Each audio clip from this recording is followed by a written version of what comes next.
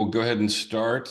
First off, I'd like to thank you and welcome everyone to this joint webinar series from Georgia Fruit and Vegetable Growers Association and the Georgia Agribusiness Council.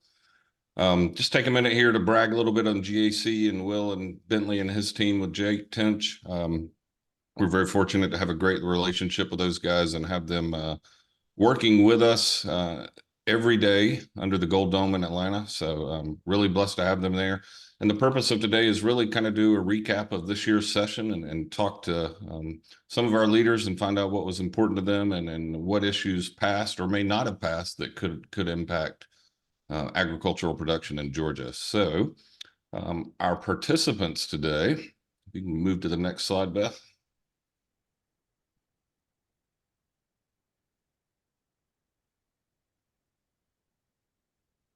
There we go. Let's do a little housekeeping first. GFVGA antitrust rules are in effect for the webinar. This webinar is being recorded. It's available online at the GFVGA store, gfvga.org. We'd remind you to please self-mute during the webinar, and you can submit questions in the chat box at any time. And if we have time, we will at the end, we'll go through those. And if we have lots of time, we may even be able to allow some folks to unmute and ask some questions, but we'd encourage you in the meantime to just pop those questions into the chat box. So next slide. Some upcoming webinar events we've got. May 7th, we'll be focusing on food safety. August 13th, we'll be taking a deep dive into ag labor issues. And then October 8th, we will talk about the import issue. I know something that's near and dear to a lot of folks on this call. The Georgia Ag Labor Forum, of which Agribusiness Council is also a supporting partner on that effort, we're going to move that up to August of this year. Feedback from some of last year's attendees said the September-October range was getting a little bit late into the fall season, so we're going to move that up to August of this year, so stay tuned for announcements on that. And then, of course, the Southeast Regional Fruit and Vegetable Conference will be back in Savannah, January 9th through 12th in 2025. Next slide. All right, we are really, really blessed and fortunate in our industry to have some great industry champions representing us at the state level. I've already mentioned we're really pleased to have a new partnership with the Georgia Agribusiness Council, and President Will Bentley, and Will's going to be one of our co-hosts today, and he's going to be joined by current GFVGA President and State Senator Sam Watson, along with State Senator and Ag Committee Chairman Russ Goodman, and Georgia State Representative and House Ag Committee Chairman Robert Dickey. So again, we all live and breathe and eat and die ag every day. But as we walk around Atlanta, we see that there are fewer and fewer folks that actually participate and understand ag. So I think it's more key than ever to have these guys up there. And we're so blessed and fortunate that they would also take their time today to do a recap of the session. So with that, I'm going to just kind of kick it off with our three legislators and ask them just your general takeaway from this session. What worked or what really got your attention, and then we'll let Will talk about some specific bills. So Sam, I can start with you. Just what was your takeaways from this session? And you're muted, Sam, sorry. All right. Well, sorry about that. Thank y'all for being here and thank you for that intro. Appreciate what y'all do and what Will does and his team, and always good to be with my colleagues. But you know, for me, I think it was a very busy session. I mean, we talked about a lot of stuff, not just agriculture, obviously, but a lot of different heavy issues all the way to the end, including the budget. I mean, the budget was one of the last things we did, and just touched a lot of people in a lot of industries, and on difficult issues that needed to be addressed. And that was kind of my quick takeaway. But overall, I think it was a great session. I think we made a lot of progress, and just excited to be back home on the farm. So and glad to be here with y'all. So thank you. Yep. All right, a little alternate between the House and Senate. So Chairman Dickey, your takeaways from this session. And you're muted, I'm sorry.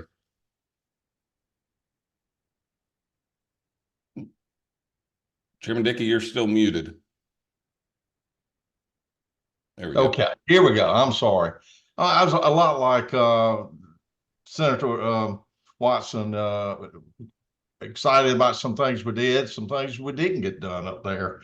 But the working relationship really is good. I would just want to thank my committee, Ag Committee over in the House, for the work they did. Very cooperative, and I'm going to really miss Clay Perkle, Chairman Clay Perkle, retiring, not coming back next year.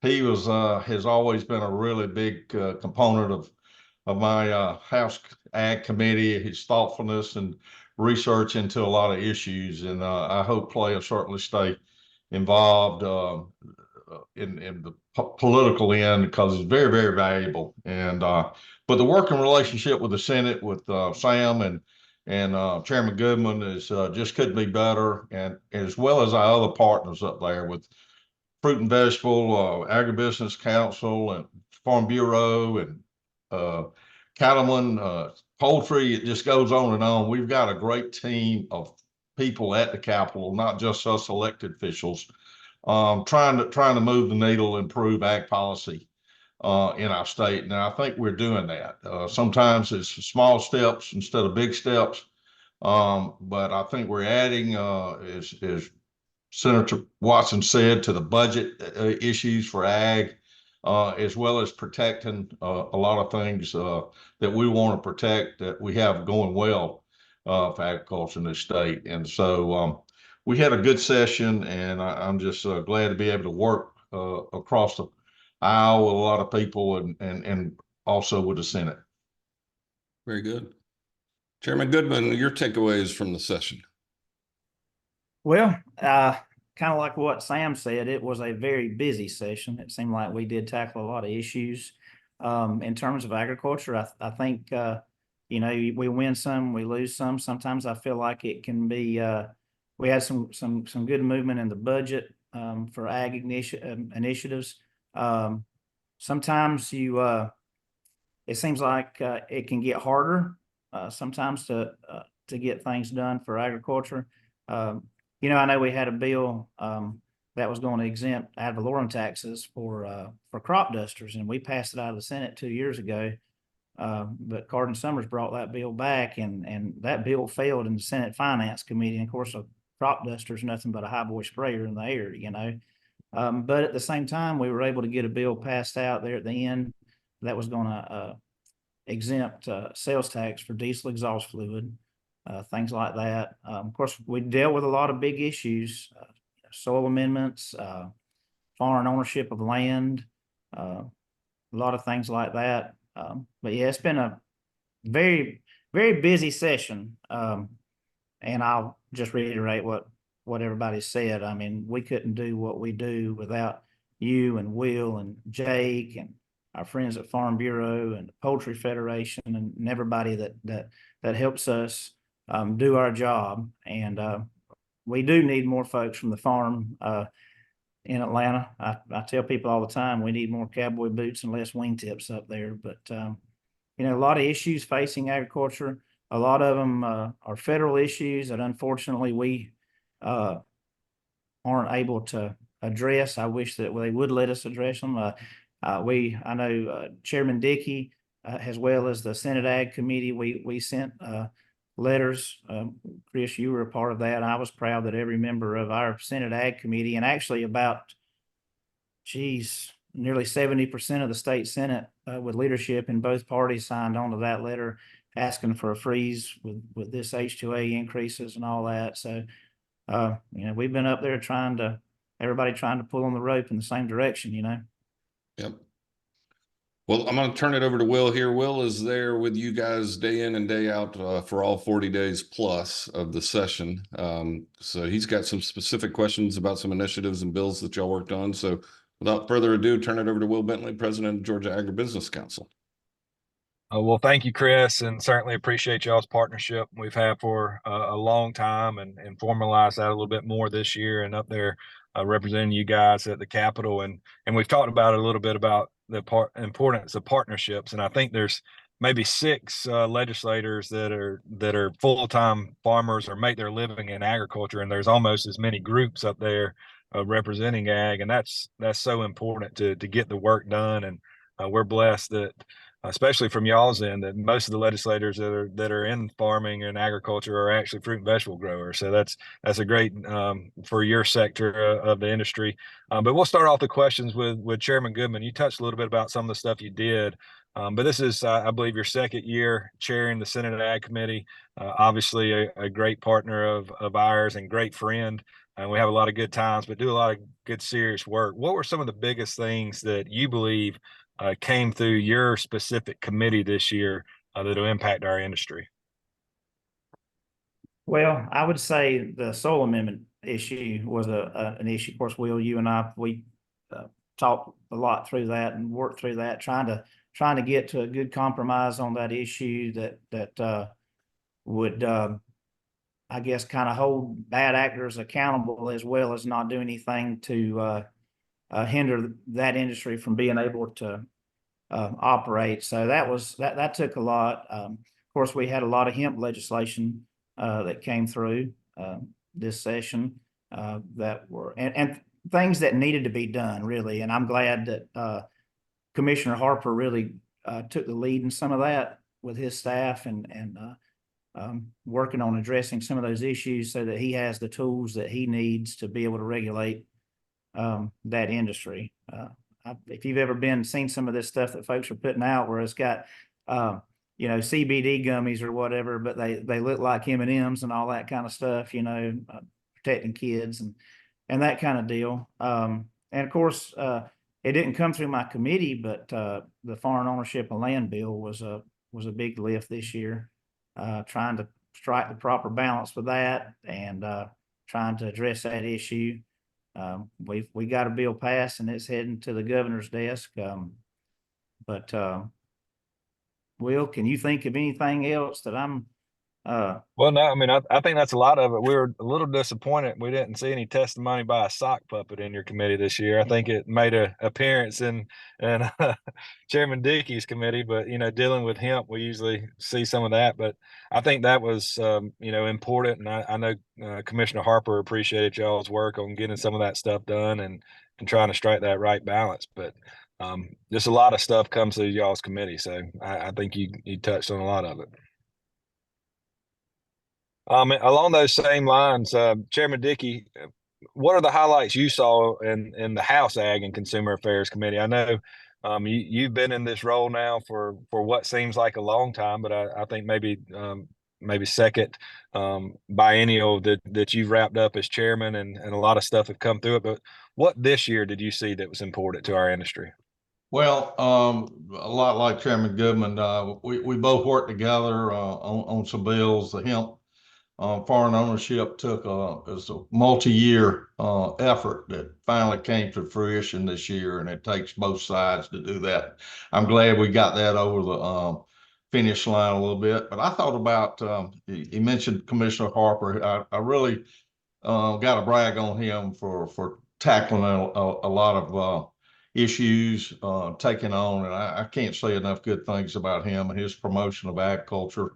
And I think we reflected that in the budget, some money, $37 million, I think, to upgrade the Atlanta Farmers Market that I think stayed in the budget, and some supporting his department over there. And I think he's willing to look at a lot of new things, different things, and I'm glad to support him. One other thing I think that came through my committee that really affects fruit and vegetable growers will be the study committee for bonding. Our bonds to protect growers has not been raised in many, many years and out of date. And so over in the House, we passed a study committee to look into what we need to do about making sure bonds are adequate to protect growers when they go through the sales process or storage process. So I think that will be big. We're looking at some money for feral hogs and deer. Glad to get that in the budget. But just a lot of I'm trying to think. We'll also talk. I've been really concerned, and I'll give Senator Watson all the credit for starting this concern a few years ago about solar taking over our cropland. And it really got on my radar big this year. And I introduced a study committee that did not get through, but we're going to do it within the committee, I think. I think in some other areas that this solar needs to go on other than our prime cropland. And we need to shift it off of that. It's going to be more and more solar coming in. I know Senator Watson talked about this too, but that's one thing we discussed a lot in our committee. Yeah, I know that was a big concern, and early on in session, sat down with you for a while on that. But Senator Watson, he brought that up. Do you want to talk a little bit about solar and your concerns? I know you looked at the issue a lot, and what do you want to see happen with that, or what are some of the thoughts that are going wrong along that process? Well, thank you, Will. Yeah, I think it's kind of like Chairman Dickey said. I think a study committee to talk about this some more, it's definitely needed. We've got to make sure that we protect our farmland and that we protect our timberland. And if things continue like they are and we continue down this path, I'm afraid we're gonna not be the number one ag. Ag's not gonna be the number one industry in our state, and we're not going to be the number one forestry state in the nation either. And so just overall concerned about it. But I also know that farmers are looking for other opportunities to diversify and generate other income on farmland that, or land in general that may or may not be as lucrative growing dry land row crops or something like that. So we want to protect it, but we also want to provide opportunities. And it's just scary that the amount of solar that's gone in and the things that we don't know about it. What does it cost to clean up solar and put it back in cultivation? And we don't know. We don't have answers to any of those questions. We still are learning about the environmental impacts and all that kind of stuff. So I definitely think it's something we need to continue to talk about and look at going forward, because it is a big concern that if in 10 years there's a new concept or a new idea, what do we do with all this stuff going forward?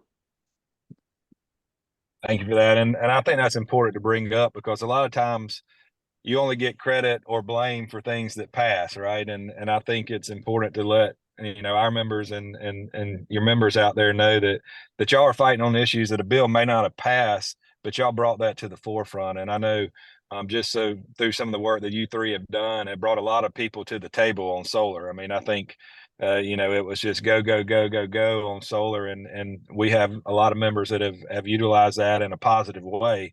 But also, y'all brought up a thoughtful approach to it without hurting the people that are in it, but making sure we preserve that prime ag land. So I think everybody needs to know the good work y'all did on that. So appreciate that. And Senator Watson, while we're here with you, and one of the biggest bills that came up, and I know all three of you guys worked on it, but what ultimately passed was HB 1172, dealing with navigable waterways and access to those waterways. You carried a Senate version. You carried the bill in the Senate. Tell us about what that bill did and why you felt like it was important, and what spurred that bill. Well, thank you, Will. Yeah, that's probably one of the most complicated and confusing issues that I've ever tried to do anything with, because it just goes so far back and it affects so many different people. And it's one of those issues that it's hard to make everybody happy. But the main goal that we had was to remove that public trust doctrine back out of statute. Everyone may remember about Senate Bill 115 that put it back into law, or put it into law. It's never been a part of law. And public trust doctrine has historically, going back to 1836, it's really only applied to our tidal waters and not our navigable waters. And so 115 basically made it apply to our navigable waters. And so we wanted to fix that because obviously, as farmers, we use a lot of water, whether it comes from the ground or from rivers that flow through our properties. And then you have private property rights when you talk about hunters and fishers and people that wanted to do those things. And we basically had to thread a needle on it. We knew the House was having some trouble, and so we dropped one in the Senate to make sure that we got this issue covered from both sides, and that nothing bad happened, because it was that important to our industry.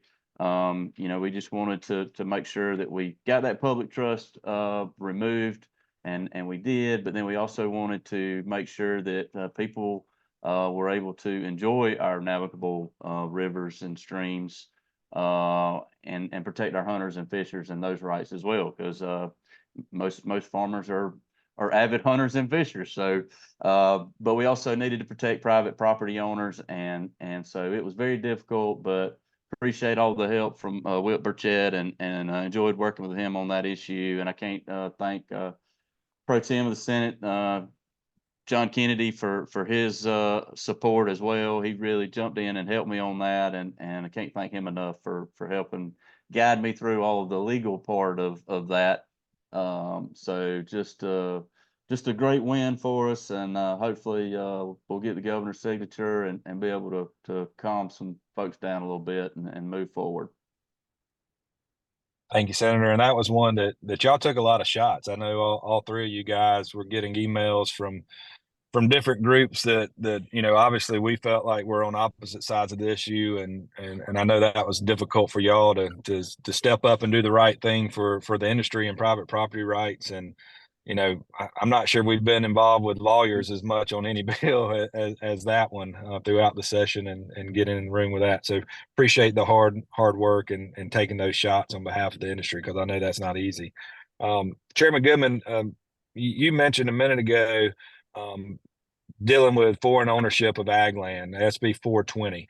I know a lot of y'all have that concern. I know Chairman Dickey talked a little bit about the work that Clay Perkle has done in the legislature, and that was something near and dear to his heart. But Chairman Goodman, I know we sat in the meeting several times with Senator Anna Bertardi. Tell us a little bit about what SB 420 did and why you thought it was important to get passed. Well, Will, were you at the meeting that we went to at FBI headquarters? No. Jake was in our office. Yep. Yeah. Well, I tell you, I wish that every member of the legislature could have sit in on that meeting, because it was pretty eye-opening, honestly, what we're dealing with China, and how do you combat when we live in a free society versus a totalitarian government. But in 2010, the Chinese owned about 12,000 acres in the United States, and it's about 400,000 acres today. The total ownership of land just by foreign entities, period, is equivalent now to about the size of the state of Georgia. But we that was definitely trying to thread a needle, Will, trying to figure out how we could address the issue, but still, not hurt our farmers, and have something, quite honestly, that would hold up in court. I think you heard me say many times when we were in committee, none of us can go to China and buy farmland, right? You can buy a residential home there, but it's a 2-year process to be able to buy a residential home in China as an American citizen. And you and I have talked about it a lot, as Will as well, about how we really need the federal government to address some of these companies that are so important and so strategic to our food security from being sold to foreign adversaries. I think we've come away with a bill, a foreign, an agent of the Chinese government cannot buy land within 10 miles of a military installation nor farmland in the state of Georgia. And it's not just China, it is the countries that our State Department deems to be foreign adversaries. So I believe it's Russia, China, North Korea, Venezuela, and Cuba, I think, are the 5 countries. Iran as well. Iran. So I think there's more consensus, honestly, in Washington on this issue than there was in Atlanta. It really, some of the testimony kind of surprised me a little bit, how anybody could say that an agent of the Chinese government owning land within 10 miles of a military installation is not a national security issue. Because we've got situations where you had a Chinese firm that bought 160 acres next to an Air Force base in North Dakota that does cutting edge drone technology research there, and they're going to put in a feed mill. Now, and everybody on this call that knows anything about agriculture knows that the feed mill business isn't so good that you'd go 8,000 miles away from home to go into the feed mill business, much less put it next to a military installation. But, we finally got something passed. It was a little more watered down, I think, than what we started with, but I think that we moved the ball forward on it. And it's something that we just got to address in terms of how reliant we are becoming on other countries for the products that we need to be able to feed the American people. But a couple other things I wanted to mention too, Will, if you don't mind, was, and Sam may want to talk about one of them, but we got $2 million in the budget for the Georgia Farmland Conservation Act that we passed last year to implement that. And so that's a PACE program, Purchase Agricultural Conservation Easement Program. And that's going to come with it's a dollar for dollar federal match that comes from Washington with that. So we've got $4 million to kind of try to get that started. They've been able to protect close to 60,000 acres in the state of Florida with that, and about 30,000 acres in North Carolina. So I was glad we moved the ball forward on that. You got to start somewhere, right? Also, we've had some, I think, positive developments in terms of being able to get drilling permits for wells in Southwest Georgia. Sam, you may want to talk about that. I know that's your part of the state, but I know myself and Chairman Dickey have been in those meetings with you, and if you want to fill the folks in where we're at with that. Yeah, I'd be glad to.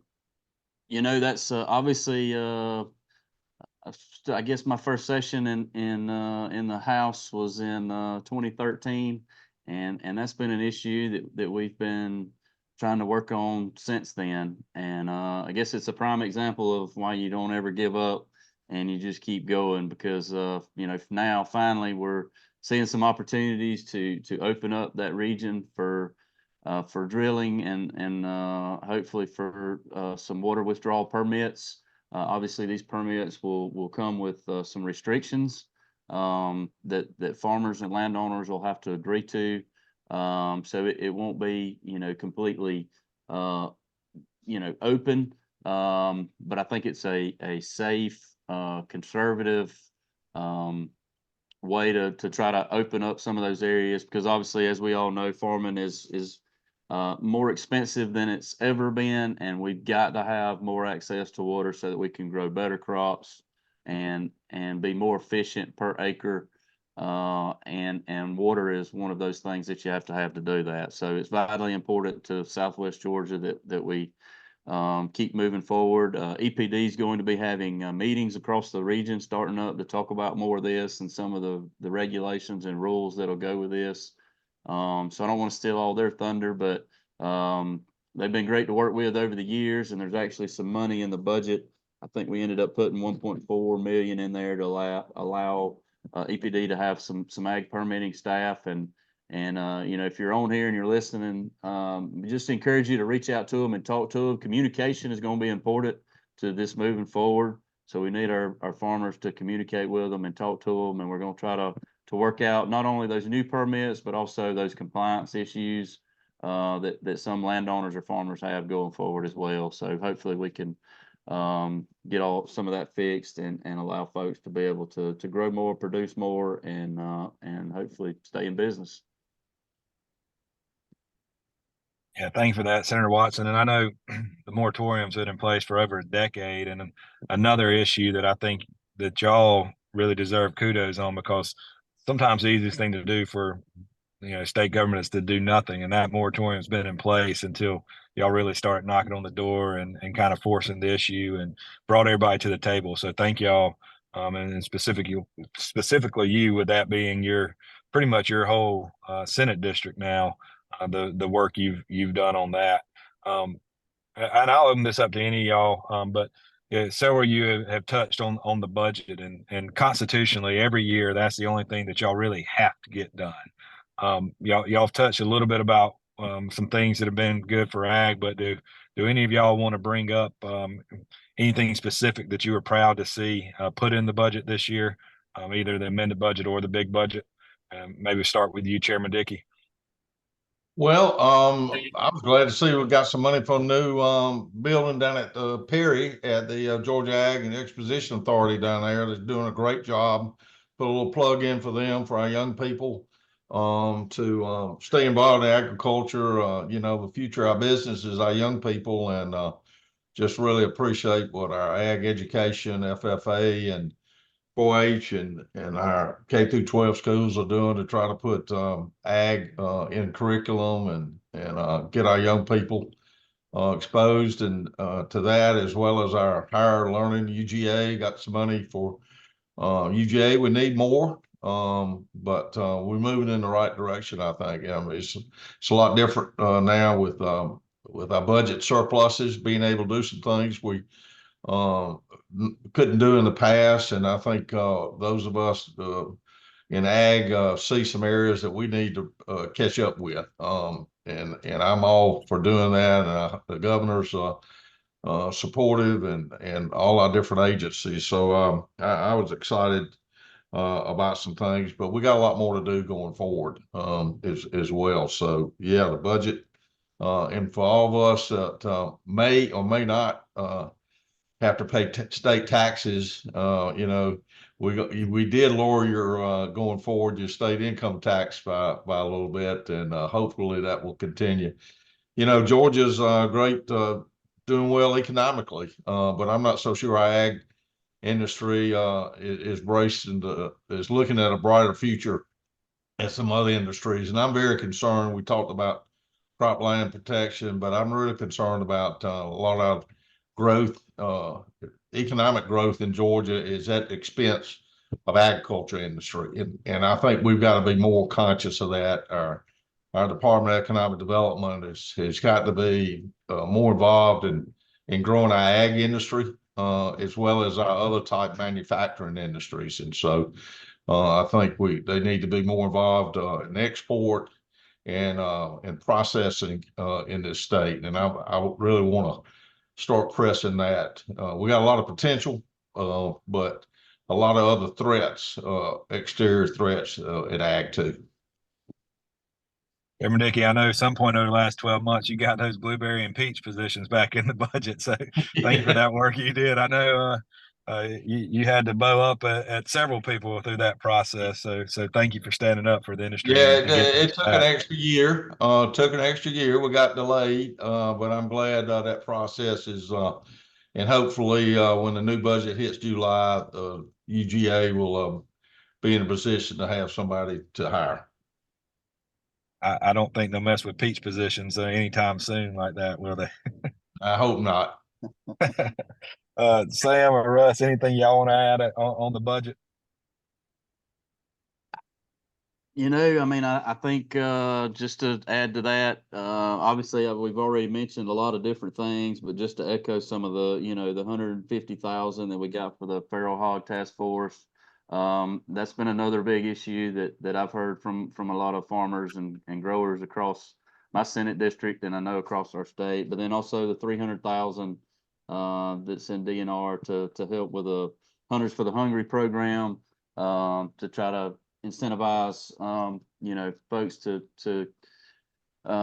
do that more, and then, you know, just working with DNR on their budget and their deer management plan, which is coming up, to try to manage not only the deer in our state, which are impacting a lot of our crops, but also the hogs. And then I know that the commissioner has this task force that's going to be able to provide more detailed information about what the impact there is, and then we can be able to come back in next year's budget and hopefully ask for more money and be successful and help with some of those issues with the wildlife. But you know, the Atlanta Farmers Market, there was a big ask there for the commissioner, and was able to get some funds there, and ended up, I think, with $37.5 million. And And I think it's going to be great for our state, but it's also going to be great for our fruit and vegetable growers. Hopefully we'll be able to provide nicer, newer, more up-to-date facilities on that market so they can move more volume, and hopefully that's going to be more Georgia grown product, and be able to provide our products to people in Atlanta and around our state and in other states. So it was excited about that because that was definitely needed at our farmers market. Obviously just mentioned the ag water positions, and I think that's good specifically for my district, and just hopefully we'll be able to continue to move forward with all of that around water. But I think it was a good budget. All in all, it's just great to be a Georgian right now. Yeah, thank you for that. I know that the farmers market's a big deal. A lot of those folks that are on the market are excited about what that may entail, and it'd be good for Georgia growers and those that operate out there. Chairman Goodman, anything you want to add on budget? I know we talked a lot about different stuff, but anything else on the budget you'd like to see? Oh, I don't know. I mean, I'm just like those guys. I was glad to see that we had some money in there for the Hunters for the Hungry program. Everywhere I go, I hear from farmers. The deputy commissioner at DNR asked me to serve on a committee. I think they're looking to update their deer management plan. So I'm kind of excited to see what comes out of that. Obviously we've got an issue, especially down here where I live. But I also want to say, really, Commissioner Harper, with him standing up the law enforcement division, they, with the help of local authorities here in my district, they found what was supposed to be a koi fish farm that there was actually $22 million in street value worth of marijuana being grown on what was supposed to be a koi fish farm. And so, we know in terms of dealing with imports, how much of a problem it is with drugs being shipped in from other countries in our imported fruits and vegetables. And I'm hoping that with that tool that he has there with his team, that maybe that's going to help. I guess what I'm trying to think what the word I'm trying to use is, but snuff out a little bit more of that stuff because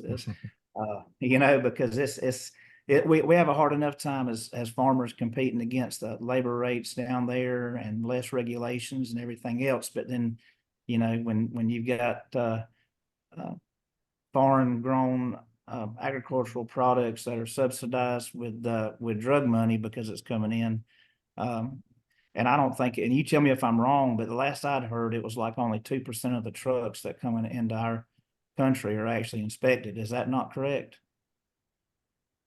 I'm not aware, but that's a scary number to hear.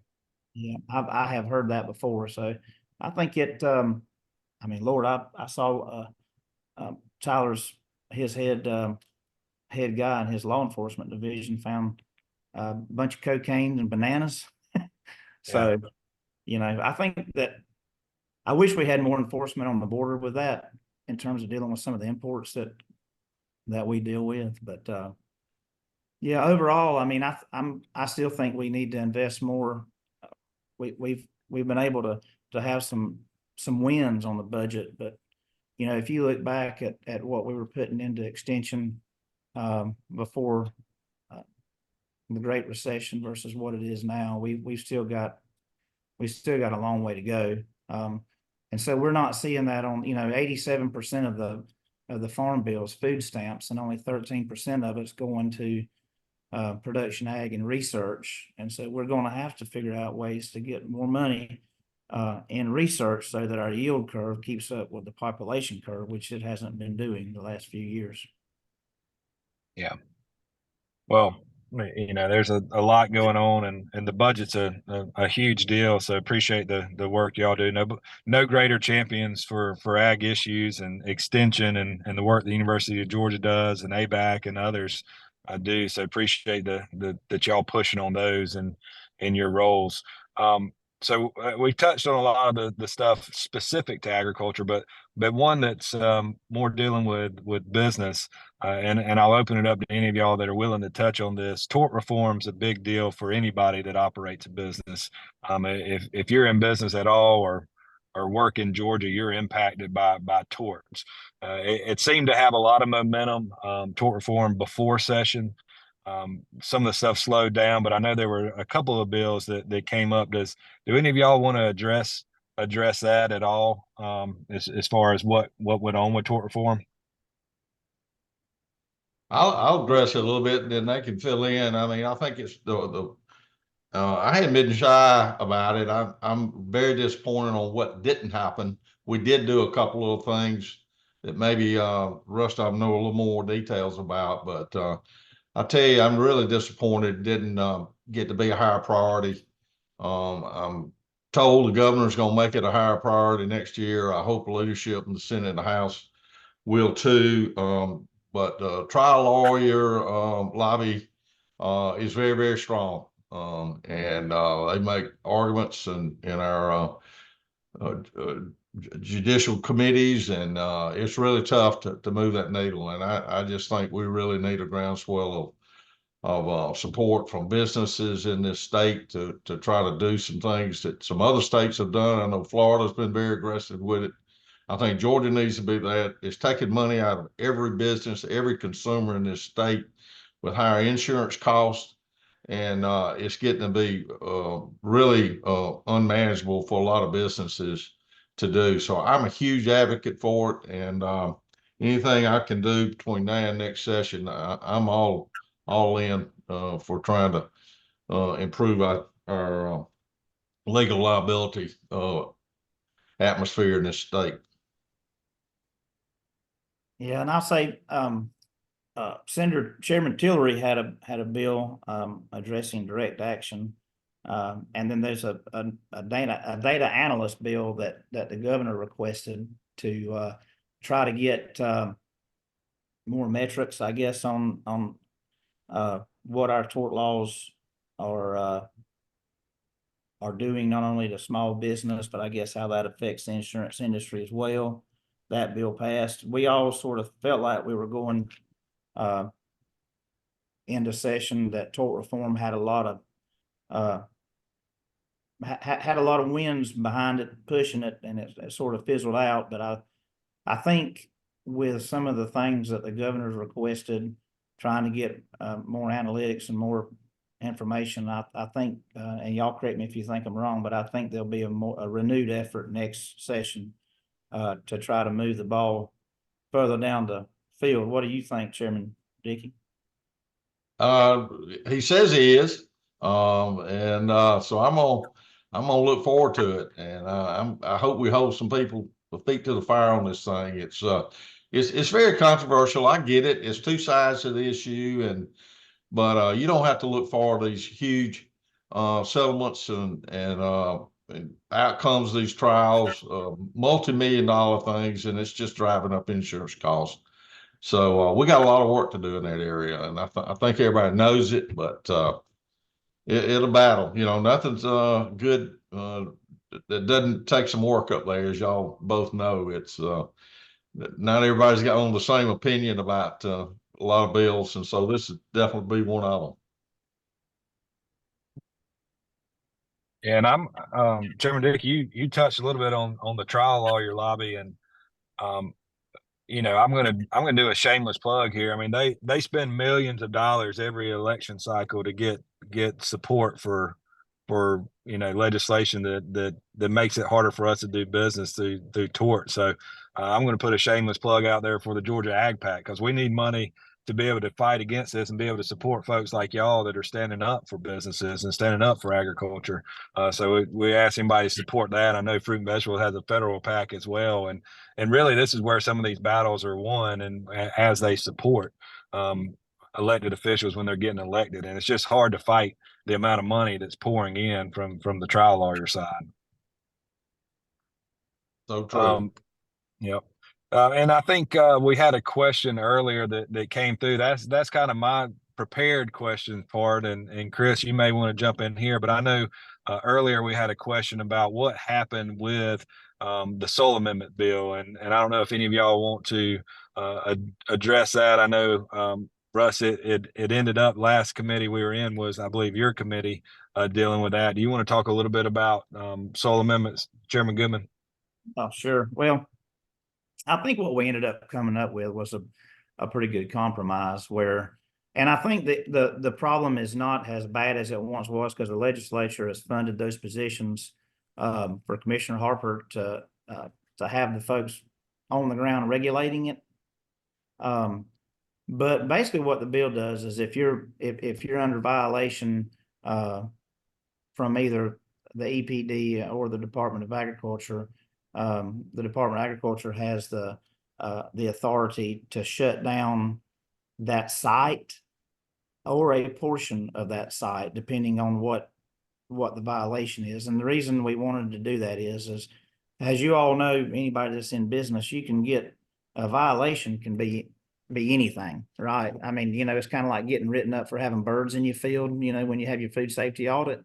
But then we also wanted him to have the tools there that if it was a minor violation, that if they needed to shut down a portion of a site versus if it's something egregious, that they could come in there and shut down the entire site. So obviously, there's some folks interested in that bill. We have some members of the Senate Ag Committee as well as the House Ag Committee that it really affects issues in their district. I think it is getting better.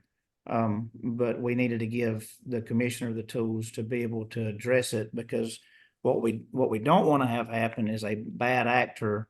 And I think there have been some bad actors in the past that threaten the entire program because the program's too critical for the ag industry as a whole to let a bad actor or two jeopardize the viability of the program. Well, thank you for answering that. And Chris may have seen other questions come through if he wants to jump in, but I'll from my standpoint, I just want to thank y'all for the work you do on behalf of agriculture every day. I know you get paid part-time, but those jobs are really full-time, and even more so than that, the time you take away from your family and your farms and businesses to go up there and fight on behalf of our industry and your constituents. We just want to tell you we appreciate that from GAC, and I know they would replicate that from fruit and vegetable growers. So thank y'all for everything you do. I'll give y'all a chance to closing remarks if y'all would like to say anything else or add anything to it. We'll just go down the list. Senator Goodman's, you're who I see on the screen right now. So if you want to close it, then we'll go to Sam and then Chairman Dickey as well. Well, I would just say this, Will. I want to thank you. I always tell everybody you my brother, and I appreciate what you and Jake do and what your organization does and what Chris and his organization do. I think that we've got to, in the future, I would just encourage anybody that's listening to this or has influence within the ag industry and their communities is that farmers have to get more politically engaged. I think that we've got to, farmers want to stay at home, grow their crops, raise their families, take care of their business.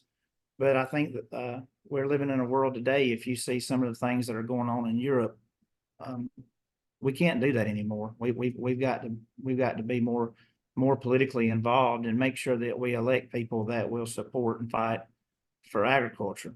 And I don't want to be a Debbie Downer, but I am concerned about, I know, right now cattle prices are pretty strong, but you go talk to a cotton farmer, a peanut farmer, and then you look at inputs and where we're at with what input costs are. And then you look at, some of the regulations that are being proposed. And honestly, some of them are just crazy. I mean, there was a regulation proposal that came out of Washington that they were going to put emission standards on small gas engines that would basically make all your gas generators wouldn't be able to be sold in this country. And of course, anybody that works on a farm knows that a welder is a generator as well, and things like that. It seems like attacking the working man is what it looks to me like. But that's just why we need to be more politically involved and to elect people that are going to fight for this industry. And with that, I would just say, thank you for everything that y'all do up there. And It's great, of course, Sam's my roommate, my fraternity brother, Chairman Dickey. He and I, there's no daylight between he and I. We talk every day, and I think that our relationship has been a good thing, not only for us personally, but for the ag industry. And I'm just honored to get to serve. Well, thank you for that. Senator Watson, any closing remarks from you? Oh, I've been having Russ Goodman withdrawals for the last week. I hadn't seen or talked to him, so no, good to be here. I just thank everybody for joining in, and like Russ said, just trying to stay involved. Our issues and the things we deal with it's becoming harder and harder to convince people why we need to do them, and we need folks back home to help us do that, and definitely need folks like you, Will, and your team. And I have to give a big shout out to my fruit and vegetable team and all they do for the Georgia fruit and vegetable growers of our state. We've got a lot of big things going on right now, and we can't give up, and we've got to keep pushing. So I know that's what Chairman Goodman and Chairman Dickey and myself are going to keep doing. So just thank everybody for being involved, and we're always here to help. So thank y'all.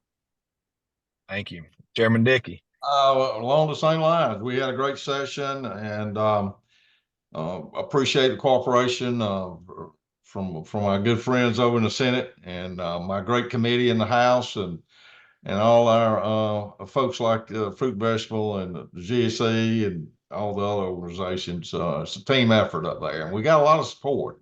Ag, a lot of my committee is Metro Atlanta area, and but they love agriculture and want to succeed in the state. And we've got our leadership, Senate and the House, a lot of rural areas, budget. And Blake Tillery and Matt Hatchett, we got things good as far as ag policy and ag support, and I want to keep it that way. And it doesn't happen by itself. It takes all of us working year round to cultivate those relationships. And so everybody on this call, I just hope you'll continue to work those relationships during the year with representatives in your area and throughout our state. Everybody's got a role to play in promoting and making sure ag stays strong in our state. So that's what I'm up there for, and that's what I'm proud to be doing. Thank you, Chairman. And I think we all know less than 2% of the American population farms, and there's certainly less than 2% of y'all at the Capitol fighting on behalf of our industry. So y'all have an uphill battle. We appreciate the work that y'all do. Y'all all mentioned, people staying involved and running. There's several farmers and agribusiness owners that are running for office this year. I won't get political, but several of them are good candidates, great candidates. We'll ask that you reach out, because we're losing a few good ones. We're losing Clay Perkle and a few others that have been really good advocates for the industry. So it's important that we replace those with farm folks. So thank y'all very much for everything y'all do on behalf of the industry. Chris, thank you for the partnership with Fruit and Vegetable Growers and Agribusiness Council. I think it's been great. Continue to work on behalf of that. And with that, I'll turn it over to you, Chris, to close us out. All right. Well, you guys left me 6 minutes, so it's not my fault. But we'll mention the state PAC that GAC operates. We do have a fruit and vegetable PAC that is a federal PAC that helps us support candidates that are supporting policy that support our industry at the federal level. So have any interest there, certainly let me know. I will touch, since we've got just a second, H2A obviously has been a big issue for us, and Chairman Goodman mentioned back in December, both he and Chairman Dickey in their respective committees and chambers fired off letters to the entire Georgia congressional delegation about H2A. Again, we're really fortunate to have the guys that put their boots on 9 months out of the year instead of those wingtips when they go up there to Atlanta. I know Chairman Goodman is ready to get off this call and go start packing berries. So we're really fortunate to have those guys that could swing that. But H2A, the one thing I would advise, be on the lookout, check your mailbox. We have been working with USDA and DOL on the AWARE surveys and the farm labor surveys. And I suspect that many of you will be getting a farm labor survey this year for the first time. And we kind of harken back to the days of when we were talking about ag metering, and sometimes we were afraid to find out that data, but what we found out was when we got that data, it was good for us. we need to do the same thing on this AWARE and H2A rates. We need as many growers as we can to correctly fill out that survey and submit it back, so that USDA is building that AWARE rate based on actual reporting from the industry. There's a host of legislation out there and different paths that we're trying to go down for some relief. But right now, that farm labor survey should be hitting everyone's mailboxes, and I think it's critical that that we get those turned in and get some data so that we can go back to USDA and DOL and try to get some sanity restored to these AWARE rates and get some relief. We figure that latest increase is going to cost just fruit and vegetable producers about $80 million this year in extra wages. And as you've heard these gentlemen talk about, there's with rising input costs and all the other pressures that are out there, I don't think there's $80 million in margin floating around out there that we could just give up so easily. So check your emails for an update on the survey from us on that, but also check your snail mail boxes for that printed survey from USDA. So with that, I'll just close. Once again, I'll thank Chairman Goodman, Chairman Dickey, and GFVGA President, State Senator Sam Watson. All three of these guys are going to hang up the phone and get out in the field. So without any further ado, we're going to let them do that. Thank you to you guys. Thank you to Will and Jake and all of his team. We appreciate what you do for us, and thanks for supporting GFVGA. And we'll see you next time. Thanks, everyone.